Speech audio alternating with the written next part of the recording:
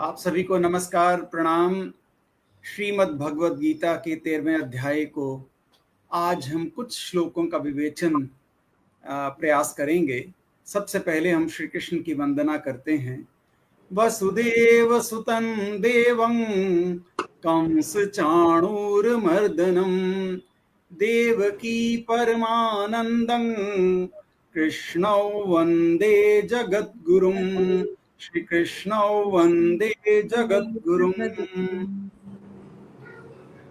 जी, आज हम 13वें अध्याय का कौन से श्लोक से चलने वाले हैं? सातवें से। अच्छा, सातवां हुआ नहीं था? सातवां हो गया था धर्म, वो धारण करने वाला। नहीं, अमानित्वम दम्भित्वम नहीं हुआ ना। अमानित्वम दम्भित्वम हाँ, अच्छा, वो था। नहीं, वो मेरा नहीं सही है। सातवां, मेरा नंबर 8वां चल रहा है। मेरा आपका नंबर वो वाला है। आपने पहला 13वें में, जी। पहला वाला दूसरा है इसलिए। हाँ। तो मैं श्लोक पढ़ता हूँ। अमानित्वं दम्भित्वमहिंसा क्षान्तिरार्जवम् आचार्योपासनैः शौचं स्थैर्यमात्मविनिग्रहः। आत्मविनित्वम, अपने में श्रेष्ठता का भाव होना।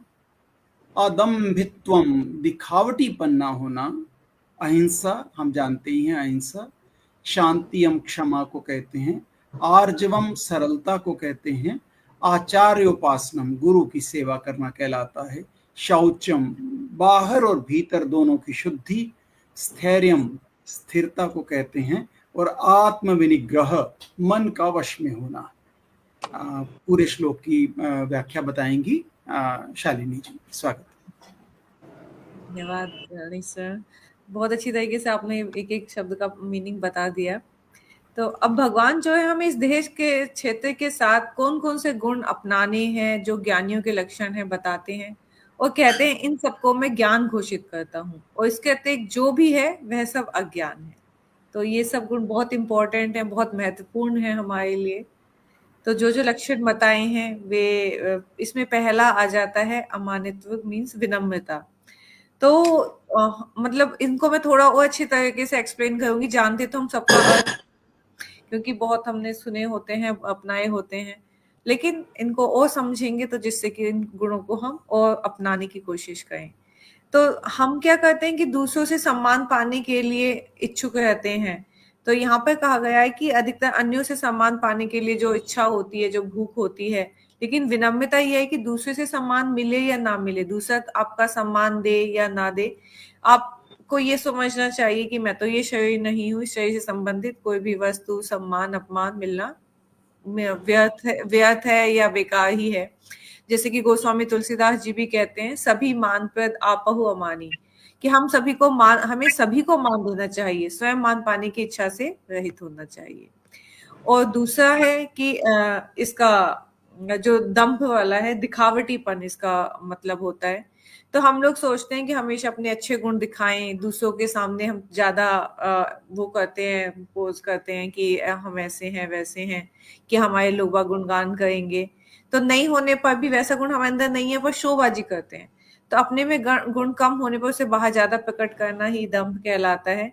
लेकिन आजकल उल्टा भी चलता है कि हम लोग जैसे अगर धार्मिक हैं, लेकिन सब सोसाइटी में हमें उनके सामने ड्रिंक भी कर लेते हैं, बताते नहीं कि हम तो पूजा पाठ करते हैं। तो हम लोग उल्टा छुपाते भी हैं जो अच्छी चीज होती है सोसाइटी में, कोई क्या कहेगा। नॉन वेज नहीं खाते हैं, लेकिन सबके साथ में थोड़ा बहुत चलो चल जाता है। तो ये सब भी हमें नहीं सोचना चाहिए, जो है उसी में रहना चाहिए, और कोई दिखावे की जरूरत नहीं होती, क्योंकि दूसरा आदमी समझ जाता है कि ठीक है ये जैसे वैसे ही है। और तीसरा आ जाता है अहिंसा। अहिंसा का सामान्य अर्थ होता है कि जो कि वध ना करना, जैसे हिंसा नहीं करना, किसी के शरीर को कष्ट ना देना। लेकिन वास्तविक अर्थ क्या है कि मन, वाणी और शरीर से किसी को भी दुख ना देना। तो किसी का मन भी ना दुखे, शरीर पे तो आघात नहीं किया आपने, लेकिन उसको गलत बोल दिया, वचन गलत बोल दिया उसको, तो उसको दुख होता है, वो भूल नहीं पाता उस चीज को। तो हिंसा, और हिंसा होती भी 3 तरीके से है। एक तो होती है स्वयं करना, एक होती है दूसरा किसी से हिंसा करवाना, और तीसरा हिंसा का समर्थन करना। तो तीनों प्रकार की हिंसा तीनों भावों से होती है। जिसकी वजह से क्रोध, इसका कारण क्रोध होता है, लोभ होता है, तो हमें हिंसा में साथ भी नहीं देना चाहिए, हिंसा का समर्थन भी नहीं करना चाहिए। आगे सहिष्णुता है, जिसका अर्थ है सहनशीलता, क्षमा। तो अगर क्षमा, जो जो बलशाली नहीं है, वो किसी पावरफुल आदमी ने आपको मार दिया, आप अपना हाथ से गाल सेकते रह जाओगे कि ठीक है मार दिया, मैं तुझे क्षमा करता हूँ। लेकिन अगर आप में पावर है और किसी कमजोर ने आपको मारा है, तब आप उसको उल्टा मारोगे। तो क्षमा हुआ है कि अगर आप शक्तिमान है, पावरफुल हैं, किसी चीज के क्षमा करने योग्य हैं, उसके बाद भी मतलब आप उसको क्षमा कर रहे हैं, मतलब उससे पावरफुल है, तो वो क्षमा कहलाता है। जैसे मतलब क्या होता है कि भोजन करते समय अगर दांत हमारी जीभ को काट दे, कभी कभी कट जाती है जीभ, तो हम दांतों को कोई वो नहीं करते, दांतों पे क्रोध नहीं करते, दांतों को उखाड़ नहीं देते, दांतों के से कुछ हमें द्वेष नहीं रखते। ठीक है, उससे गलती हो गई, उसे माफ कर देते हैं दांत। ऐसे ही हमें दूसरों को भी अपना समझना चाहिए, उनसे अगर कुछ गलती हो जाए तो माफ कर देना चाहिए। 5वां है आर्जवम, सरलता। तो सरलता का अर्थ है कि बिना किसी कूटनीति के इतने सरल हो जाएं कि शत्रु तक से हमें झूठ ना बोलना पड़े, उससे भी सत्य ही बोले। शरीर से, मन से, वाणी से जो सीधापन होता है, सरलता होता है। तो और मतलब जैसे काफी लोग ऊपरी दिखावे में लगे रहते हैं कि शरीर की सजावट में, रहन सहन में, तो आपके रहन सहन में सोचता होनी चाहिए, शुद्धता होनी चाहिए, लेकिन सादगी होनी चाहिए, स्वभाव में सरलता होनी चाहिए। कपट, ईर्ष्या, द्वेष ना होना ही मन की सरलता है।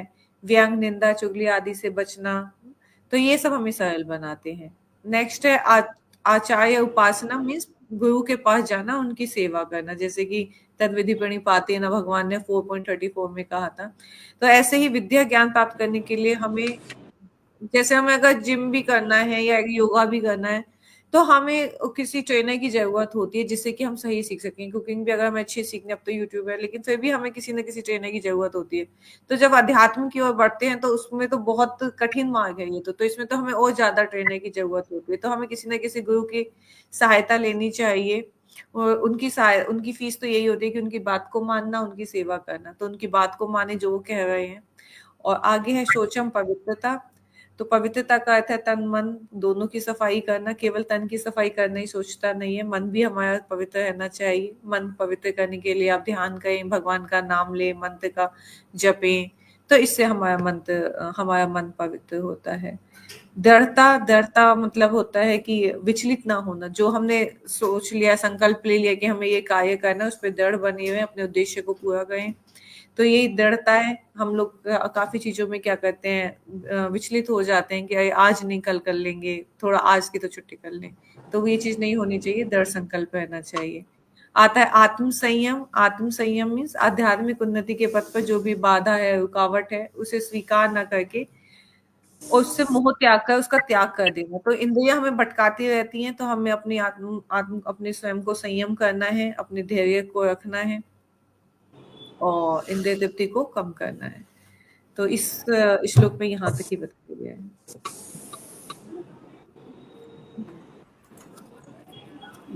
जी बहुत अच्छा।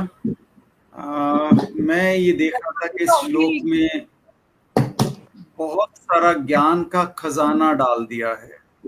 कुछ शब्दों में बहुत कुछ बताने का प्रयास है कि मनुष्य को कैसा होने का प्रयत्न करना चाहिए, है ना। तो हम स्नेहलता मैम के पास चलते हैं, थोड़ा और अच्छे से समझते हैं। शालिनी जी ने बहुत बता दिया।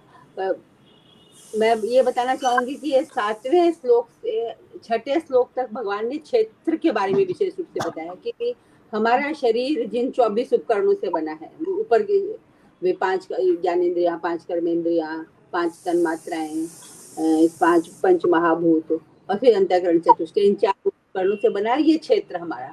तो क्षेत्र को जानना वो ऊपर का है, इसलिए सरल है।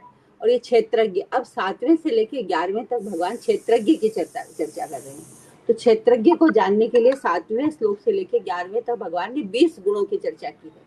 तो इन गुणों को हमें बहुत मतलब अभी जिस श्लोक के अमानित्वम, अदम्भित्वम, हिंसा, शांति, राजोमा, इसमें 9 गुणों की चर्चा है। और आगे 8वें, 9वें, 10वें, 11वें तक मिल गया कि कुल 20 गुणों की चर्चा है कि इनको जाने बिना, इन गुणों को अर्जित किए बिना, इनको विकसित किए बिना आप क्षेत्रज्ञ को नहीं समझ सकते। या इसको ऐसा भी कर सकते कि जो वस्तुतः क्षेत्रज्ञ होता है या वस्तुतः जो ज्ञानी होता है, उनमें ये गुण स्वाभाविक रूप से होते हैं। मतलब दोनों ही बात है कि क्षेत्रज्ञ में ये गुण होने चाहिए या फिर जो जो ज्ञानी है उसमें ये गुण होते ही हैं स्वाभाविक रूप से।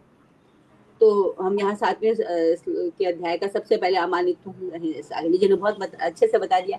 फिर भी सबकी अपनी अपनी है, और ये गुण तो ऐसे है ना कि इनको मतलब एक एक गुण पे मतलब घंटों डिस्कशन हो सकता है, घंटों परिचर्चा हो सकती है। तो अमानित्व में वस्तुतः तो ऐसे होता है कि जिसको मान की इच्छा नहीं है, मान सम्मान की इच्छा नहीं है, क्योंकि हमारी संस्कृति कहती है कि प्रतिष्ठा सुकरी विष्ठा, गौरवम घोर रोरवम और मानम सुरापानम त्रयम त्यक्त्वा सुखी भवे। कि प्रतिष्ठा सुकरी विष्ठा, प्रतिष्ठा तो शुकर की विष्ठा के समान है, आप प्रतिष्ठा में उलझ मत जाओ। गौरवम घोर रोरवम, आपका जितना मान हो रहा है वो तो गौरव नरक है एक तरह का। मतलब आप यदि उसमें उलझ जाते हो, उसमें बह जाते हो, तो गौरव गौरव घोर घोर नरक है। गौरवम घोर रोरवम मानम सुरापानम, और मान एक सुरापान की तरह, मदिरा पिए हुए आदमी जैसे दिग्भ्रमित हो जाता है, वैसे मान प्राप्त किया हुआ आदमी को कोई सही गलत का विवेक नहीं रहता। तो हमारी संस्कृति कहती है त्रयम त्यक्त्वा सुखी भवेत, इन तीनों को छोड़कर तुम सुखी बनो। मतलब मान की कहीं अपेक्षा नहीं रखो। तो मुझे मान का एक और दूसरा अर्थ समझ में आता है। मान ये तो एक है कि हमको मान सम्मान की कामना न हो, इच्छा न हो, हमें में ये शेषणा नहीं हो हमारे में। पर इसका दूसरा अर्थ मुझे ऐसा लगता है, मान माने मापदंड हम कहते हैं। हम किसी को मापते हैं ना, नाप जोक करते हैं, तो किसी को भी हम जैसे नाप जोक करेंगे तो ऊपर ही नाप जोक होगी, उसको सीमित करना ही होगा। आप किसी के नाम, जैसे किसी के गुणों के हिसाब से प्रशंसा करेंगे, आप विद्वता की, उसके कुल की, उसके रूप की, के गुणों की प्रशंसा करेंगे, तो वो प्रशंसा वस्तुतः होगी नहीं, क्योंकि आत्मा तो असीम है। किसी को नाप जोक कर देना एक असीम आत्मा को एक सीमा में बांध देना है। तो जो वस्तुतः जो ज्ञानी व्यक्ति है वो अमानी होता है, उसको कभी भी मान की कामना नहीं होती है। वो बोलता है भगवान के लिए ऐसे भी हमारे कहा गया अमानी मान दो मान्यो। भगवान स्वयं तो अमानी है और दूसरों को मान देते हैं। मान दो माने दूसरों को मान देते हैं, और मान्यो माने और बड़े मान्य भी है, हम सबके लिए बड़े मान्य। तो वस्तुतः जो मान्य है या जो मान देने लायक तो भगवान ही है। तो अमानित्व में पहला गुण। दूसरा है दम्भित्व, अदम्भित्व। दूसरे गुण के क्षेत्रज्ञ में जो दूसरा गुण होना चाहिए वो अदम्भित्व। दम्भ यानी पाखंड, मतलब हम जो है नहीं उसको दिखाने की चेष्टा, जिसको हम बगला भगत कह सकते हैं। भी जैसे दिखाने के लिए, जैसे मैं कुछ दिन में तो मैं कुछ और कर रही हूँ, पर घर में शालिनी जी आ गई तो मैं गीता लेके बैठ गई कि भी मैं तो बहुत पढ़ रही हूँ। घर में गणेश जी भाई साहब आ गए तो मैं ध्यान में बैठ गई। तो मैं अपने आप को दिखाने के लिए कि मैं बहुत ज्ञानी गुणी हूँ, मैं कितनी सीधी हूँ, सरल हूँ, ये दिखाने के लिए आप दिखावा करते हो। तो भगवान कहते हैं कि जो ज्ञानी है, जो क्षेत्रज्ञ है, उसको दिखावा नहीं करना, सहज रूप में आप जैसे हो। किसी को देख के आपको मतलब ये नहीं कि कोई गेस्ट आ गया तो आपको ये दिखाना पड़ेगा, उसको दिखाने के लिए आप ऐसे करोगे। आप है जैसे है वैसे रहो, सहजता में रहो। तो सहजता में सुख होता है। अदम्भित्व, अमानित्व, अदम्भित्व।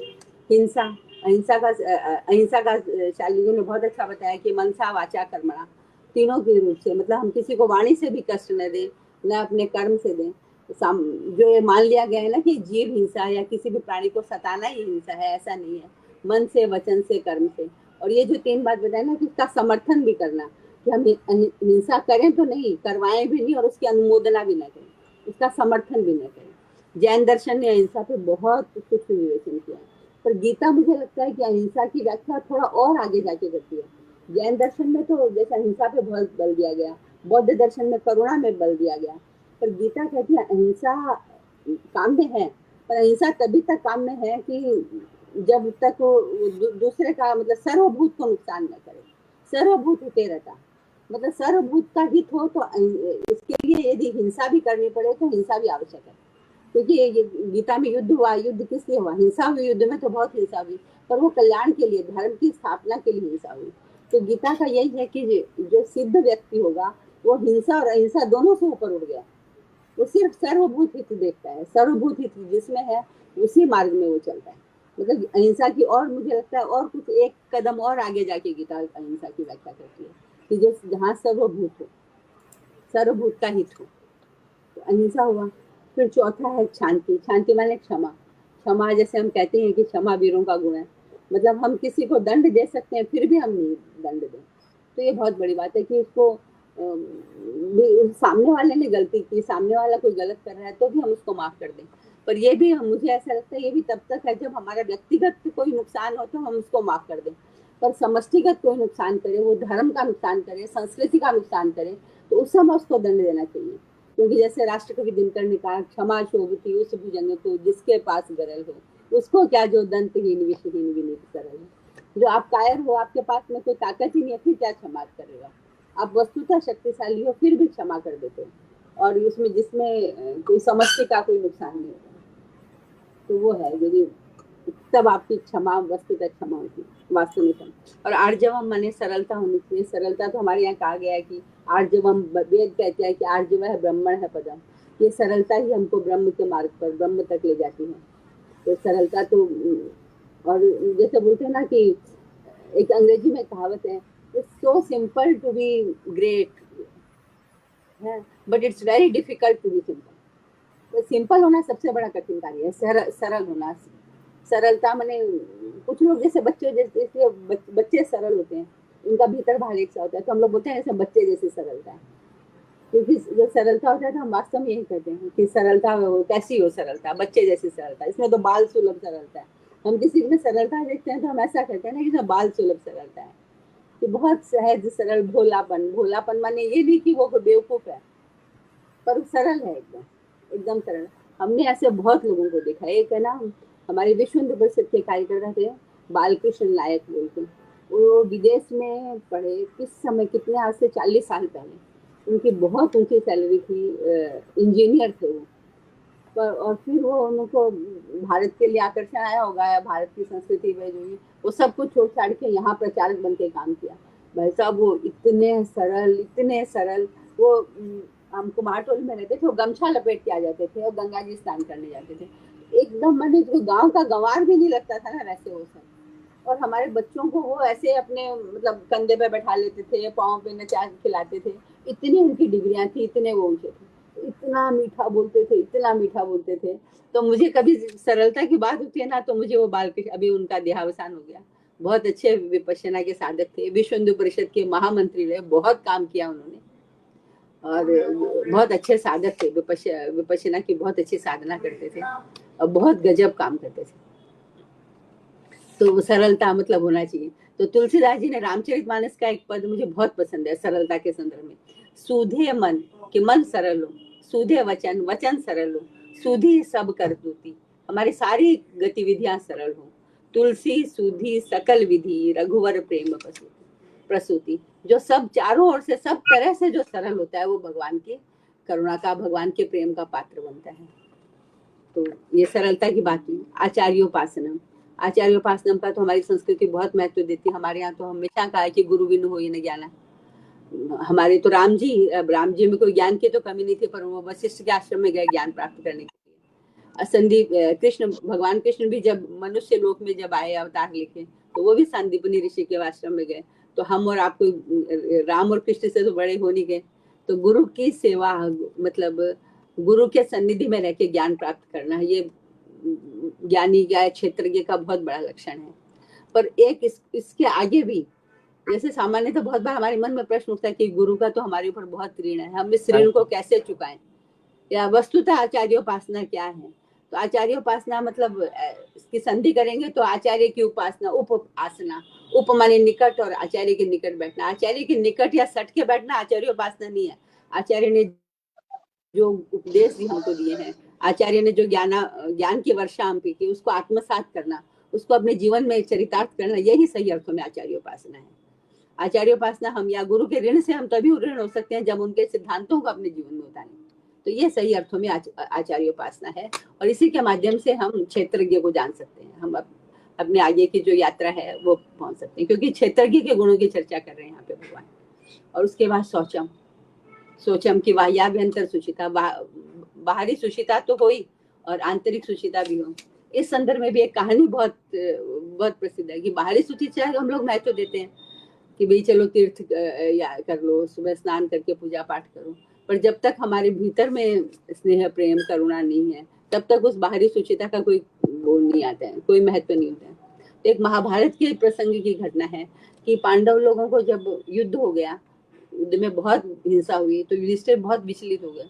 तो वो लोग तीर्थ यात्रा पे गए पांडव, तो तीर्थ यात्रा का जल लेके आए।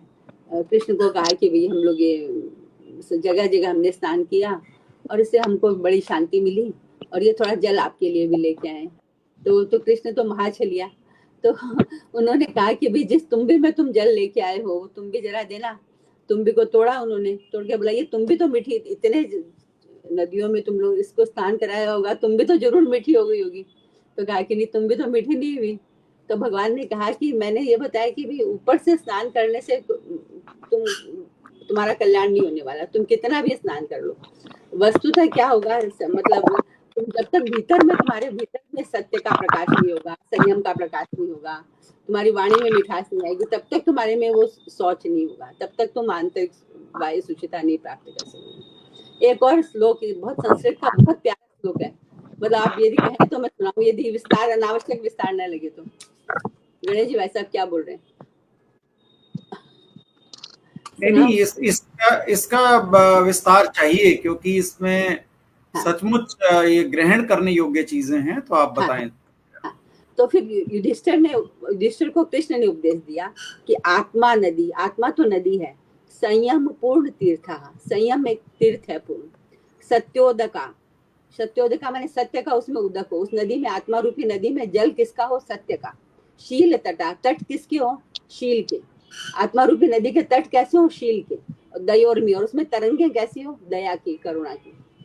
तो तब होगा तत्राभिषेकम कुरु पांडुपुत्र, तुम उससे अभिषेक करो, पांडुपुत्र तुम उससे अभिषेक करो। न वारिणा शुद्धति चांतरात्मा, खाली जल से तुम्हारी अंतरात्मा की शुद्धि नहीं होगी, तुमको अंतरात्मा की शुद्धि करनी है। तुम शौचम की जो बात कर रहे हो, वो शौच तुम्हारा तभी सिद्ध होगा जब तुम सत्य का उदक हो, तुम्हारी आत्मा रूपी नदी में सत्य का उदक हो, शील के तट हो, और दया की किरणें हो, दया की उर्मियां हो, दया की तरंगे हो।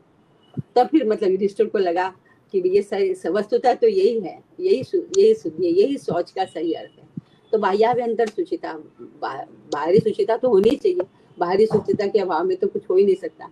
बाहरी शुचिता भी है, पर उतना ही ध्यान हम आंतरिक शुचिता पे करें। और गीता का 16वें अध्याय में भी शौच का बहुत हुआ है, जो दैवीय संपत्ति का जब वर्णन आता है तो भगवान पहले ही श्लोक में कहते हैं अभ्यम सत्व संशुद्धि ज्ञान योग व्यवस्थिति दानम दमश्चर्य शौचम आर्जवम, मतलब शौच को महत्व दिया जाता है कि शौच की जगह जगह चर्चा है कि भी आंतरिक और बाह्य गुणों की शुद्धि। और 7 गुणों की चर्चा होगी। 8वां है स्थैर्यम, स्थैर्यम अर्थात स्थिरता, कि हम विचलित नहीं हो। आज हम इस यहाँ चले गए तो उसमें बह गए, उस मत का दर्शन कर लिया तो उसमें बह गए, यहाँ गए तो गंगा राम, यमुना गए तो यमुना राम, मतलब जो भी जहाँ गए उसी में अपने आप को कर दिया। अपने सिद्धांतों पे हमको दृढ़ता होनी चाहिए कि भी हमको इस, आपके सब सिद्धांत सही हो सकते हैं पर मेरा जो है उसमें हम स्थिर रहें, सिद्ध रहें। इसीलिए गीता में एक जगह आता है स्वधर्मे निधनम श्रेयो पर धर्मो भयावे, कि अपने धर्म में तो निधन भी श्रेय है, दूसरे का धर्म भयावे। हम जिन सिद्धांतों को हम स्वीकृत करके चल रहे हैं तो उनमें हमारी स्थिरता रहे, अडिगता रहे, कि हम अपने उनसे विचलित नहीं हो। हम अपने, कभी हमको लगता है कि यहाँ ये सुविधा होगी तो हम वहां झुक जाते हैं, कहीं लगता है हम अपने स्वार्थ के लिए जो झुक जाते हैं ना, इसका मतलब ये नहीं कि हम लचीले नहीं हो, जो उसके कसौटी पे कस के हम किसी को स्वीकार करें, पर जब हम स्वीकार कर लेते हैं अपने सिद्धांतों को तो फिर उसमें दृढ़ रहें, उसमें फिर इधर उधर भूल चूकना। और 9वां है आत्मविनिग्रह, कि अपने मन और बुद्धि को विशेष रूप से नियंत्रित करना, विशेष रूप से नियंत्रित करना, ये मतलब असली गुण है। और गीता में तो बार बार आया है कि भी अपने आप को, कि मन ही हमारा शत्रु है, मन ही हमारा मित्र है। उद्धरेद आत्मन आत्मानम नात्मानम वसादेत, कि आत्मा का उद्धार करो, आत्मा को नीचे मत ले जाओ।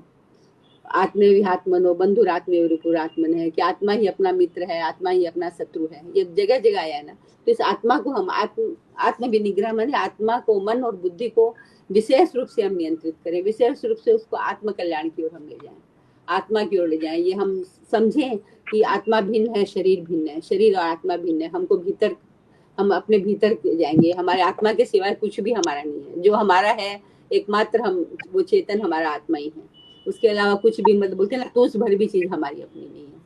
तो मन और बुद्धि को विशेष रूप से साधना, ये आत्मविनिग्रह है। तो अब यही, और इसी की चर्चा ये आत्मविनिग्रह की बात भी गीता में बार बार आई है। पर ये अभी इस श्लोक में इन 9 गुणों की चर्चा है, आगे और गुणों की। ये मिला के 7वें से लेके 11वें तक कुल 20 गुणों की चर्चा है। हाँ, आएगी क्षेत्रज्ञ की। अभी 9 गुणों की इसमें चर्चा होगी। बहुत बढ़िया स्नेहा, तो इसके बहुत माध्यम से हम ज्ञान प्राप्त कर सकते हैं। आपके पास हर एक उसकी चीज का ना एक कविता, एक श्लोक, कुछ ना कुछ रहता है उसका एग्जाम्पल। बहुत सुंदर। एक्चुअली कभी हमने हमें आचार्य विष्णुकांत शास्त्री की सुनी है, तो वो तो कविता के कोश थे, तो हमको तो कुछ भी उनके तुलना में तो समझिए कि मतलब 0.1% भी नहीं आता है। उनके मुंह से तो कविताएं जैसे कोई गंगा का प्रवाह होता है ना, सुरसरी के जैसे प्रवाहित होती थी। कभी कभी ऐसा लगता है जैसे यूट्यूब में तो ट्रांसक्रिप्ट आ जाती है ना, फेसबुक पे नहीं आती। आपका तो जो बोला है वो उसको ट्रांसक्रिप्ट करके कॉपी पेस्ट कर लो। तो बात सत्य है कि जो इस श्लोक में भी कहा गया कि हमें ऐसे गुणी लोगों का संग करना चाहिए, वही हम स्नेहलता मैम की गुणी व्यक्तियों का संग कर रहे हैं। और अब आगे बढ़ते हैं। आपके बोली से ही पता चलता है कि आपके गुण, वो पता चल जाता है बोली से ही ना। जो हम आगे बढ़ते हुए रविंद्र कुमार गुप्ता जी के पास चलेंगे, देखते हैं उनको इस श्लोक पर क्या कहना है। स्वागत। धन्यवाद जी। ये जो श्लोक है मेरे लिए, मुझे इसका जो मैंने सदुपयोग किया, जो उल्लेख किया था, वो एक राइटर बच्चों के लिए बनाया था, पर्सनालिटी डेवलपमेंट, भगवत गीता। तो उसके हिसाब से भी आप देखें तो ये बहुत ही, जिसे आप कहते हैं ना कि सटीक श्लोक है पर्सनालिटी डेवलपमेंट के लिए। और जिसमें पर्सनालिटी में अल्फाबेट्स आते हैं, उनके आधार पर मैंने लिया था उसमें। और इस श्लोक की सबसे बड़ी खूबसूरती ये है कि इसमें क्रमबद्धता है कि पहले आपको कौन सा गुण लेना है, फिर उससे धीरे धीरे अगले गुण पर आप पहुंच सकते हैं। क्योंकि ये सारे गुण अंतर निर्भर हैं। जैसे पहले 2 श्लोक हैं, वो एक प्रकार से देखा जाए तो नेगेटिविटी को दूर करने के लिए हैं कि श्रेष्ठता के अभिमान का अभाव।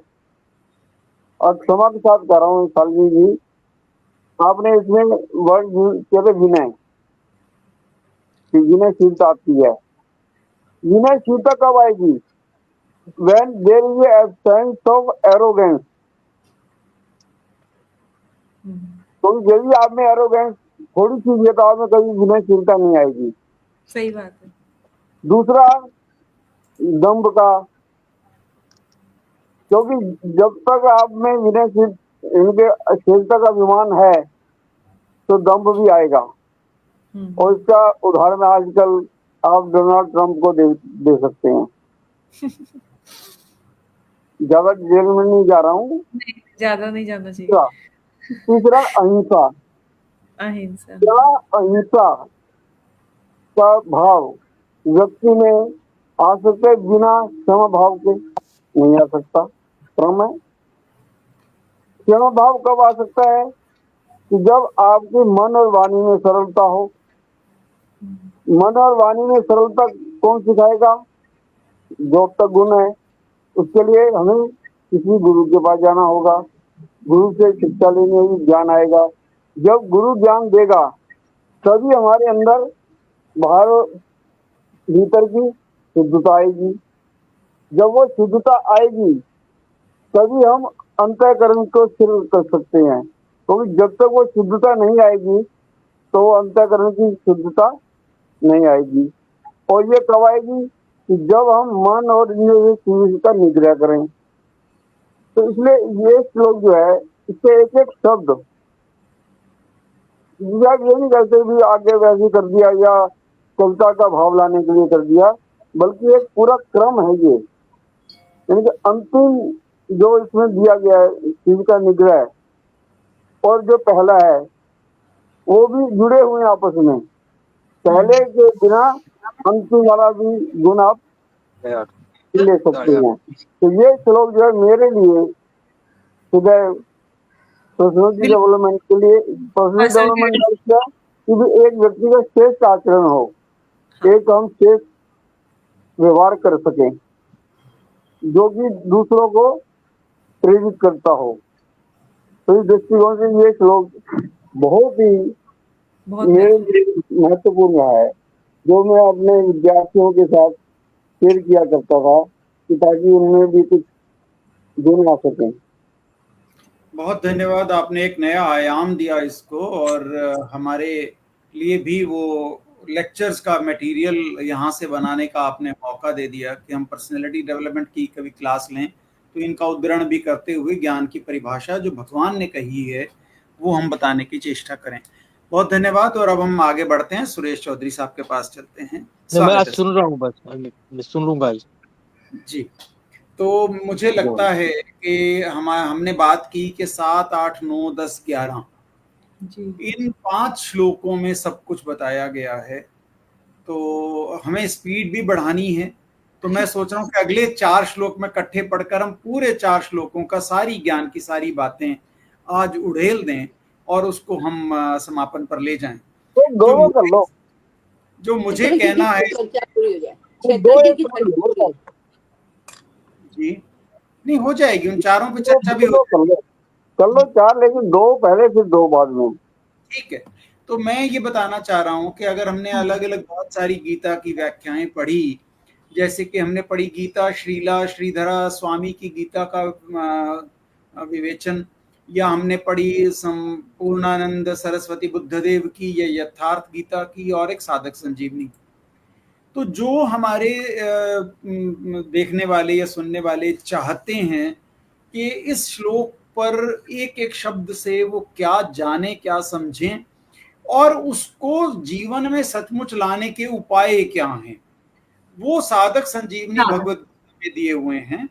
तो मैं इसलिए स्पेशली ये रिकॉर्ड में लाना चाह रहा हूँ बात कि भाई जो इसको सुनेगा वो अगर उसको और डिटेल में बड़े अच्छे से जानना चाहे और ये जानना चाहे कि इसको मैं जीवन में सचमुच कैसे लेके आऊं, तो वो साधक संजीवनी को 3-4 पेज की इसकी क्लैरिटी दी हुई है, उसको अवश्य पढ़ के इसको और बड़े अच्छे से समझने का भी प्रयास कर सकता है।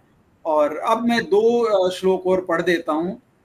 इंद्रियार्थेषु वैराग्यम अहंकार एव च जन्म मृत्यु जरा व्याधि दुख दोषानुदर्शनम। तो एक श्लोक ये है, और एक अगला श्लोक हम और पढ़ देते हैं। असक्ति रणभीष्टवंग पुत्र दार गृहादिषु नित्यम च समचित्तत्वमिष्ठानिष्टो पपित्सु। तो पहले शब्द के जो श्लोक के जो शब्द आए हैं उनका अर्थ इस तरह से है कि इंद्रियार्थेषु, इंद्रिया के विषय में, वैराग्यम, वैराग्य का होना, अनअहंकार, अहंकार का भी ना होना, जन्म मृत्यु जरा व्याधि दुख दोषानुदर्शनम, यानी जन्म मृत्यु वृद्धावस्था और व्याधियों में दुख रूप दोषों का बार बार देखना। और अगले श्लोक के जो शब्द आए हैं वो आए हैं आसक्ति, आसक्ति रहित होना, पुत्र दार गृहादिषु, पुत्र स्त्री घर आदि में, अनभिष्टवंग, अनभिष्वंग एकात्मता यानी घनिष्ठ संबंध ना होना, इष्टानिष्टोपपत्तिषु अनुकूलता प्रतिकूलता की प्राप्ति में, और समाचित्वम नित्यम समाचित्वम चित्त का नित्य सम रहना। तो ये शब्दों के अर्थ हैं, और शालिनी जी इन दोनों श्लोकों का व्याख्या समझाएंगी। स्वागत जी। तो इस श्लोक में भी भगवान आध्यात्मिक पथ पर बढ़ने वालों के लिए कुछ और गुण बताते हैं। भगवान कहते हैं इंद्रिय वैराग्य, मतलब हमारी इंद्रियां जो होती हैं इतनी ज्यादा प्रबल होती हैं, चंचल होती हैं कि हमेशा इंद्रिय तृप्ति के लिए उत्सुक रहती हैं, पर हमें दृढ़ता पूर्वक उनकी आवश्यक मांगों की पूर्ति नहीं करनी चाहिए। जैसे बच्चे को समझाते हैं वैसे इंद्रियों को समझाना चाहिए। तो इंद्रियों की उतनी ही तृप्ति की जानी चाहिए जितनी की जरूरत हो, पर ये इंद्रियां हमें हमारे उद्देश्य से हमेशा ही भटकाती रहती हैं, कभी देखकर, कभी सुनकर, कभी सुनकर। तो एक विद्यार्थी को जैसे उसके कान या आंख में कुछ गाने सुनने या कुछ बढ़िया मूवी देखने को भटकाते हैं। आजकल तो सोशल मीडिया बहुत ही ज्यादा डोमिनेंट हो गई है कि छोटे 4 साल से लेके 84 साल तक के बूढ़े को पूरा नचाती रहती है, रील में भटका देती है। तो मतलब बिल्कुल दिमाग आपका जो भी काम करने के लिए है, पढ़ाई करने वाला पढ़ाई नहीं कर पाता, काम करने वाला काम नहीं कर पाता, इसी में लग जाता है। तो इस तरह से हमें अपनी इंद्रियों को नहीं सोचना, मांग को नहीं मानना चाहिए और इंद्रिय वैराग्य करना चाहिए। तो वश में ना आने वाली इंद्रिय सबसे ज्यादा जीभ होती है। जीभ पे भी संयम कर लिया तो सारी इंद्रियां भी वशीभूत हो जाती हैं। फिर आता है मिथ्या अहंकार। तो मिथ्या अहंकार का अर्थ है शरीर को आत्मा मानना। मतलब जब कोई यह जान लेता है कि वह शरीर नहीं आत्मा है तो वह वास्तविक अहंकार को प्राप्त कर लेता है। लेकिन हम लोग मिथ्या अहंकार ये कि हम लोग शरीर को ही समझते हैं। अहम ब्रह्मास्मि, मैं ब्रह्म हूँ, मैं आत्मा हूँ कहा गया है। यह अहंकार पर मिथ्या अहंकार नहीं है। तो जब हम अपने को आत्मा समझते हैं तो ये हमारा ट्रू अहंकार होता है, सच्चा अहंकार होता है। लेकिन जब अपने को शरीर मान के मैं सुंदर हूँ, मैं इंडियन हूँ, मैं ये हूँ, मैं वो हूँ, ये मिथ्या अहंकार होता है। तो हम अपने अहंकार को नहीं त्याग सकते, क्योंकि अहंकार का अर्थ है स्वरूप। तो हमें मिथ्या से सत्य अहंकार की ओर तरफ जाना है। फिर आगे है जन्म, मृत्यु, जरा, व्याधि। ये जो 4 चीजें हैं, ये मानव जीवन जब लिया है तो परेशानी आती ही है, कष्ट आएंगे ही आएंगे। तो इस जीव के शरीर को प्राप्त करने में हमें शुरू से ही कष्ट शुरू हो जाते हैं। तो माता के गर्भ में पहले बच्चा बहुत ज्यादा कष्ट भोगता है, तो वो जन्म का दुख हो गया, बाकी फिर बुढ़ापे का, रोग का, ये सब दुख आते ही रहते हैं। तो ये सभी कष्टों से हमें इनके बारे में इतना नहीं सोचना चाहिए। इन सब क्योंकि अगर हम अपने को मान लें कि हम शरीर हैं, आत्मा नहीं है, ये जो कष्ट आए हैं शरीर को आ रहे हैं, हमें नहीं आ रहे, तो बहुत कुछ हम इनसे मुक्ति पा सकते हैं। और नेक्स्ट वाले में आसक्ति, जो हम किसी भी चीज को देखते हैं, उसको पाने की इच्छा करते हैं, उससे प्रेम हमारा जो हमारे साथ है, वो घर है, घर में आसक्ति होती है। हर लेडीज का ज्वेलरी में, अपने कपड़ों में होती है। तो धन से, जमीन से, घर से, सबसे हमें आसक्ति हो जाती है, क्योंकि हमें वो आराम देते हैं, हम उसको भोगते हैं। और उसके हमारा अपने संबंध, जो जिनसे हमारा संबंध है, अपनी संतान, पत्नी, घर, अपने परिवार वालों से, तो उनसे हमें अटैचमेंट भी रखना है, लेकिन डिटैचमेंट भी उतना ही रखना है कि जिससे कि कभी हमें दुख का ज्यादा दुख ना महसूस हो। तो उनकी सेवा करनी है, और जो हमारे कर्तव्य है उनको करना है। ऐसा भी नहीं कि उनको छोड़ के वन चले जाएंगे, जी नहीं मुझे तो वैराग्य करना है, नहीं, ऐसा नहीं करना।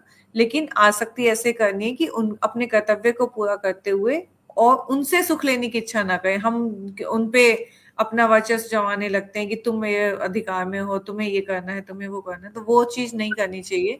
अपना कर्तव्य पूरा करें और उनसे थोड़ा डिटैचमेंट रखें, कि मतलब वो हमारी अपेक्षा ना रखें। मतलब फिर है अच्छी तथा बुरी घटनाओं के प्रति संभाव रखें। हम लोग ज्यादा अच्छा हो जाते हैं तो बहुत खुश हो जाते हैं, कुछ बुरा हो जाता है दुखी हो जाते हैं। तो भगवान शुरू से बताते आए चैप्टर 2 से कि सुख और दुख में सम रहना है। तो हमें दोनों को सर्दी और गर्मी की तरह सहन करने की आदत होनी चाहिए।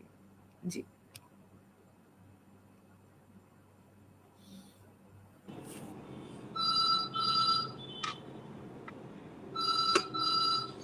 जी, स्नेहा मैम बताइए। जी, अभी 9 गुणों की चर्चा पिछले अध्याय श्लोक में भी थी, अमानित्वम, दम्भित्वम, हिंसा, क्षांति, राजव। अब इसमें इन 2 श्लोकों में 8वें और 9वें श्लोक जो जिसका वाचन गणेश जी भाई साहब ने किया, तो उसमें आगे के 6 गुणों की चर्चा है।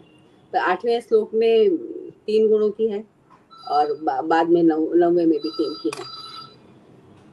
तो सबसे पहला इंद्रियार्थेषु वैराग्यम, कि इंद्रियों में, क्योंकि हम जो कुछ भी मतलब इंद्रियों के जो विषय हैं, हम हमारा सामान्य इंसान हुआ क्या, हम इंद्रियासक्त, हम जो भी हमको सुख इंद्रियों के माध्यम से मिलता है। तो भगवान कहते हैं कि इंद्रियों के जो विषय है उनमें वैराग्य होना चाहिए, वैराग्य होना चाहिए, क्योंकि जो भी मतलब इंद्रियों के विषय का तात्कालिक सुख देंगे, आपको लंबा सुख, स्थायी सुख दे ही नहीं सकते हैं। तो इनके पीछे जो हमको होता है ना, और की गुना है। मतलब आप कोई अच्छा दृश्य देख लेंगे तो हमको लगेगा कि और देखो और देखो। अच्छा स्वाद, मतलब कोई चीज खा लेते हैं तो तृप्ति तो कहते हैं ना कि और की धुन है, केवल तृप्ति प्रलय पर्यंत नहीं। तो ये इंद्रियों के विषय हमको वास्तविक सुख दे ही नहीं सकते हैं। एक मृग मरीचिका जैसा होता है ना, मृग मरीचिका जैसे मृग को भान हो जाता है कि वहां पर जल होगा, बालू में वो जल को भान कर देख लेता है, उसको भ्रम हो जाता है बालू में जल का। तो वैसे ही हमको भ्रम हो जाता है कि इंद्रियों से हमें सुख प्राप्त होगा, और वस्तुतः जो दुख का ही कारण होता है। तो हम बात को समझें कि इंद्रियों के प्रति जो विषय, उनके प्रति हमारे मन में वैराग्य का भाव, मतलब आकर्षण के बजाय इंद्रियों में वैराग्य का भाव हो। तो शास्त्री जी की पंक्तियां हैं कि यह चमकीली दुनिया झूठी, सिर्फ राख की ढेरी, ऊपर भोगों का मधु दिखता, भीतर विपत्ति घनेरी। ऊपर तो हमको मधु दिखता है, बहुत मीठा मीठा लगता है, पर भीतर इनके जो है ना विपत्ति घनेरी। आप बाद में ये आपको कष्टों की ओर ले जाएगा, आपको बीमारियों की ओर ले जाएगा। ये रोगों का अधिक जितना आप भोग करोगे उतना ही आपको रोग का, दुख का, व्याधि का ही आमंत्रण दोगे। तो इंद्रियों के प्रति जो ज्ञानी व्यक्ति है, जो ज्ञानी के जो गुण बता रहे हैं यहाँ पर, जो क्षेत्रज्ञ की चर्चा है, तो ज्ञानी को इंद्रियों के विषयों में एक वैराग्य का भाव होना चाहिए, आकर्षण की जगह वैराग्य का भाव होना चाहिए। तो दूसरा इंद्रियार्थ है, सो दूसरा अनहंकार। पहले अमानित्व की चर्चा, यहाँ अनहंकार का मतलब है कि बस हम लोग को क्या आदत होती है, मैंने किया, मैं, इस मैं से हम अलग हटे। कहते हैं ना बकरी मैं करती है तो उसकी क्या मैं करने की क्या दशा होती है, उसकी खाली उगेड़ दी जाती है। एक विमल जी लाट बोल के हुए हैं कवि, उनकी एक कविता है कि मैं और मैं इतना बस भूगोल है, बाकी सब गोल है। वास्तविक क्या होता है मनुष्य कि यही से मैंने ये किया, मैंने ये किया, मैंने ये किया। और हमारी विडंबना क्या है, जो अच्छी बात होती है या जो कुछ अच्छा होगा उसका तो हम श्रेय ले लेते हैं, जो कुछ गलत होता है वो कह देते हैं कि वो दूसरों के कारण हुआ। अच्छी बात तो हमारे कारण हुई, और वो बात किसी कोई गलत हुआ या कुछ उसके जो परिणाम अनुकूल नहीं आए तो हम उसको वो दोष दूसरों पे मर देते हैं। तो अनहंकार होना चाहिए यहाँ पर, अनहंकार यानी विनम्रता होनी चाहिए। तो ये ऐसा लग सकता है कि अमानित्व और अनहंकार एक ही बात होगी, एक बात नहीं। अमानित्व माने अपने आप को नाप जोख के घेरे में ले लेना, मतलब अपने आप को सीमित कर लेना, क्योंकि हम असीम चेतना को हम नाप जोख नहीं कर सकते हैं। तो अमानित्व माने अपने आप को नाप जोख के घेरे से बचाना। और यहाँ पर अनहंकार का मतलब है अहंकार की वृत्ति से दूर हटकर विनम्रता से। यहाँ अहंकार का मतलब विनम्रता से है। शिवम अंबर की बहुत अच्छी पंक्ति है कि मंदिर में प्रवेश की पहली शर्त झुका मात। हर उड़ान आकाश नापने की असफल गाथा है। मंदिर में प्रवेश की पहली शर्त झुका माथा है। मंदिर में आप तभी प्रवेश करोगे तब आपका माथा झुकाओ। बिना विनम्रता के आप ज्ञान के क्षेत्र में आपका प्रवेश नहीं होगा। जिनको लगता है कि मुझे बहुत आता है या मैंने ही कुछ सब कुछ किया, मुझे तो सब आता है, तो ये उनका भ्रम है। हम लोग तो इतना बड़ा ज्ञान का विशाल सागर, उसमें हमारे कण भर भी हम लोग नहीं जानते जो। तो वस्तुतः हम मतलब बोलते हैं ना, ज्ञान का रास्ता विनम्रता के मार्ग से होके ही गुजरता है। ये इंद्रियार्थेषु वैराग्यम और अनहंकारी दो की चर्चा हुई। तीसरी बात है जन्म मृत्यु जरा व्याधि दुख दोषानुदर्शन। जन्म मृत्यु जरा व्याधि है तो हम जानते हैं भगवान बुद्ध के जीवन का तो प्रसंग है। भगवान बुद्ध ये इनमें जो है ना कि इन दुखों में, इन दुख और दोषों का दर्शन करना, इसको जानकारी लेते रहना, ये सब, ये चारों जन्म मृत्यु जरा और व्याधि चारों दुख के कारण है। हमारा देखिए जन्म कैसे होता है, जैसे कहते हैं ना कि माता के रज और पिता के वीर्य से, और 3 महीने के बाद बच्चे में चेतना आती है, उसको 9 महीने तक कितना कष्ट सहना पड़ता है। 9 महीने तक एक छोटी सी जगह में वो बच्चे को रहना, मतलब एक पूरा जन्म की प्रक्रिया कितनी कष्टदायक। तो लक्ष्य तो ये होना चाहिए कि हम जन्म मरण के चक्र से मुक्त हों। मृत्यु का सबसे बड़ा भय हम लोग को मृत्यु का रहता है कि भी मृत्यु आ जाएगी। लेकिन जो वैसे जो ज्ञान प्राप्त कर लेते हैं उनको तो लगता है कि भी मृत्यु सच्चाई है जीवन की। गीता में तो कहा है कि मृत्यु को अमृत का है, मृत्यु सद सच्चा हम अर्जुन, कि भी ये मृत्यु को अमृत का है, कि मृत्यु सबसे मतलब होना ही है, जितना आएगा वो आएगा। तो उसके लिए ज्ञान होना हमको जरूरी है कि मृत्यु में और जन्म में हम बंधे नहीं, कि जन्म मृत्यु के चक्र से हमको मुक्त होना है। जरा सबको आएगा, कि बोलते ना कि मतलब जवानी चली जाएगी, जान से अच्छी जवानी जाएगी, मौत से बदतर बुढ़ापा आएगा। सबका आएगा, हम लोगों का आएगा, किसी का, सबका आना है। और हमको मतलब जानकारी रहनी चाहिए कि भी बुढ़ापा आएगा, हमको कोई पूछेगा नहीं, मतलब इसके लिए तत्पर रहना चाहिए। इसके हम बुढ़ापे के वो जाने तो अपेक्षा न करें, बुढ़ापे की संभावित जो कष्ट हो सकते हैं तो हम पहले से यदि जानेंगे तो हम अपेक्षा भी नहीं करेंगे, हम अपना बुढ़ापे को भी गरिमा में ढंग से अपना गुजार सकेंगे। जरा व्याधि तो कहते हैं कि शरीरम व्याधि मंदिरम, ये शरीर है तो व्याधि का मंदिर। तो इस रोग से, इन चारों से हम कैसे ऊपर उठ सकें। दुख, ये जो दुख है, इन चारों को दुख का कारण बताया। महात्मा बुद्ध ने भी ये बताया ना कि भी जन्म दुख है, मृत्यु दुख है। यही उनको देख के वैराग्य हुआ और उन्होंने कहा कि मैं इन सबसे ऊपर उठूंगा, और उन्होंने वो साधना के मार्ग पे चले गए। यद्यपि उनके पिता ने बहुत चेष्टा की कि वो कोई भी दुख के प्रसंगों का देखे ही नहीं, पर संजोग ऐसा बना, नियति उनकी वहीं पे ले गई कि उन्होंने एक मतलब शमशान वाला दृश्य भी देखा, एक बुढ़ापे वाले व्यक्ति को भी देखा, बूढ़े आदमी को लाठी टेकते हुए चलते देखा, रोगी व्यक्ति को भी देखा, और उनको वैराग्य हो गया। तो हम भी इसकी जन्म मृत्यु जरा व्याधि की सच्चाई जाने, और ये जाने की मतलब दोष कोई भी है ना, दुख बिना दोष के नहीं होता है, दुख दोषानुदर्शन। ये बात आप कभी भी, हमको जो दुख होता है ना, हम दोष के बिना हो ही नहीं सकते हैं। तो इसलिए तुलसी बाबा तो बार बार बोलते हैं कि तुलसी राम कृपालु को कहीं सुनाए सब दुख दोष। हम अपने दुख तो सुनाते हैं भगवान को, हम अपने दोष नहीं बताते, क्योंकि जो भी दुख होता है हमारे दोष के कारण होता है। हमने कहीं ना कहीं गलती की, इसलिए हमको दुख हुआ है, हम उसमें आसक्त हो गए हैं, या हमसे कुछ गलत हुआ है, हम इसलिए हमको वो दुख हुआ है। तो तुलसी बाबा बोलते हैं कि राम जी के पास जाओ तो तुम अपने दुख तो सुनाओ, या अपने दोष भी सुनाओ। रहीमन, तो हमारे दोष का कारण क्या है? ज्ञान। तो जब हमको ज्ञान हो जाएगा तो हम दोष नहीं करेंगे, या फिर हम दुखों से मुक्त हो जाएंगे। तो जन्म मृत्यु जरा व्याधि, इसमें इनमें इनके जो दुख हैं और इनके जो दोष हैं, इनके दर्शन करें। जो वस्तुतः जो ज्ञानी व्यक्ति है वो जन्म मृत्यु जरा व्याधि के दुख और दोषों का दर्शन कर लेता है, उनके सच्चाई को समझ लेता है। जन्म की क्या सच्चाई है, मृत्यु की क्या सच्चाई है, और जरा और व्याधि से हम कैसे ऊपर उठ सकते हैं। कि मनुष्य जन्म में होगा तो सही, पर ये इन सबसे हम ऊपर कैसे उठ सकते हैं। ये आए भी और हम इससे विचलित नहीं हो, ये हमारे शरीर को ही प्रभावित करे, हमारे आत्मा को प्रभावित न करे।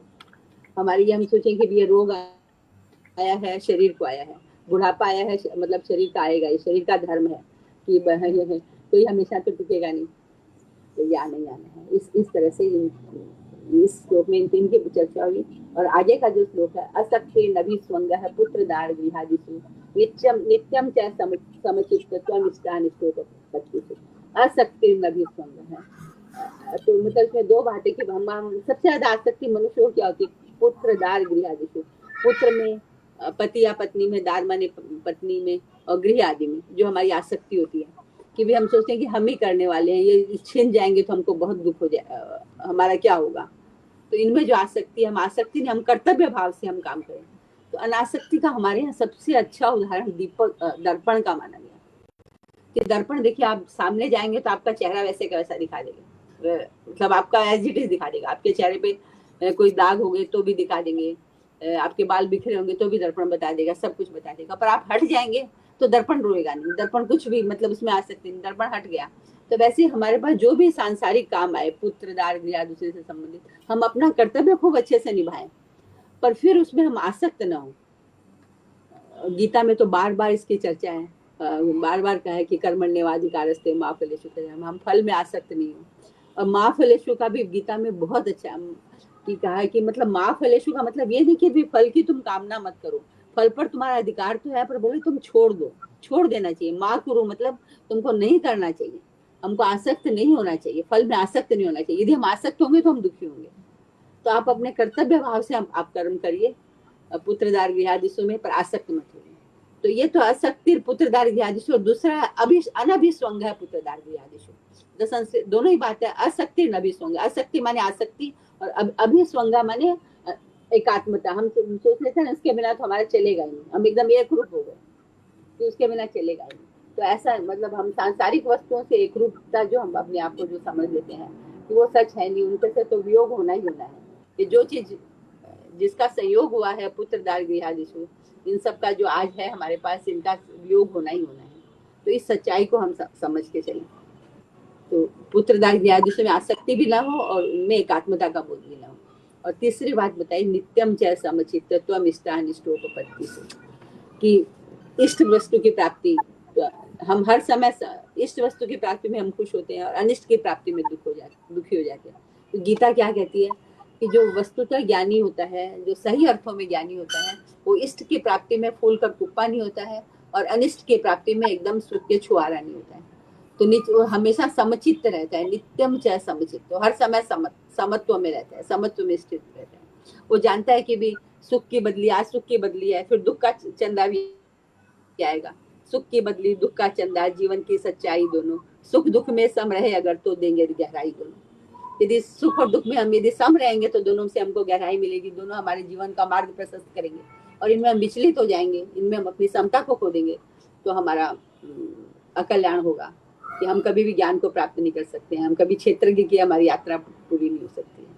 तो इन 6 गुणों की चर्चा यहाँ पर भगवान ने की इन 3 श्लोक में भी। नित्यम च समचित्तत्वं इष्टानिष्टोपपत्तिषु, कि हम इष्ट की प्राप्ति में और अनिष्ट के अनिष्ट की प्राप्ति में, इष्ट के वियोग में और अनिष्ट के संयोग में हम दुखी न हो, अपनी समता को खंडित न करें, क्योंकि समत्वम योग उच्यते, समता ही योग है। गीता में बार बार आया है समत्वम योग उच्यते, समता ही योग है। तो ये 15 गुणों की चर्चा होगी आगे और एक तो सांसारिक लोगों की समस्या ये है कि कई बार ये चीजें उन्होंने पहली बार सुनी होती हैं, और दूसरी समस्या ये है कि जिस तरह के एनवायरनमेंट में हमारा लालन पालन हुआ, हम आगे बढ़े, उसमें हमने सुख और दुख को अलग अलग तरह से जीना सीखा। अनिष्ट में, हमारे नुकसान में और फायदे में हमने उसको अलग अलग तरह से एंजॉय करना और दुखी होना सीखा। अब इतने बड़े होने के बाद भगवान सिखाते हैं, बच्चे ये तो ज्ञान है, और ज्ञान दोनों का प्रकाशक ज्ञान तो एक ही है कि आपको फायदा हुआ या नुकसान हुआ। तो जिस तरह से हमने इस मन की कंडीशनिंग की है, उसको वापस इस दिशा में लाने के लिए सबसे पहला काम तो यही है कि बार बार मनन चिंतन, भगवान के इन शब्दों को हम अच्छे से समझें भी, और बार बार उनका मनन चिंतन करते हुए सच्चाई की ओर अग्रसर हों, तब हम परमात्मा के ज्ञान को अच्छी तरह से प्राप्त कर सकते हैं। और फिर अपने आप को बार बार जब भी इस दिशा से हटने लगे तो अपने आप को याद भी दिलाएं। गुणों की चर्चा मैं नहीं कर रहा हूं, मैं उसकी इम्प्लीमेंटेशन की चर्चा सिर्फ कर रहा हूं कि जब हम इम्प्लीमेंट करने लगते हैं तो हमारे आज तक के मन की स्थिति ही आड़े आती है, क्योंकि हमने आज तक कंडीशनिंग ही वैसी नहीं की। और अगर हम कंडीशनिंग करना चाहते हैं तो जिस तरह से हमने बचपन में पहाड़े रटे ना, उस तरह से बार बार इसको पढ़ के, इसका मनन चिंतन बार बार करके और प्रैक्टिकल स्थितियों में इन चीजों को याद करके वैसा करने का प्रयास करेंगे, तभी कुछ हद तक इनको हम पा सकेंगे। रविंद्र कुमार गुप्ता जी के पास चलते हैं उनके वचनों के लिए। वैसे तो सर इन दोनों श्लोक की काफी विस्तृत चर्चा हो गई है। मैं केवल एक शब्द पर ही अपनी बात कहना चाहता हूँ, जो 9वें अध्याय में है, पुत्र दार गृह भिक्षु। अब इसका संदर्भ देखिए सर, महाभारत युद्ध शुरू होने वाला है, राजतंत्रात्मक व्यवस्था है। महाभारत हुआ जो था क्योंकि धृतराष्ट्र का अपने पुत्र के प्रति प्रेम था। वो चाहता था कि किसी भी प्रकार से मेरा पुत्र ही राजा बने। इसको मैं सर वर्तमान, क्योंकि राजनीतिक शास्त्र का विद्यार्थी रहा हूँ, तो राजनीतिक व्याख्या है मेरी ये।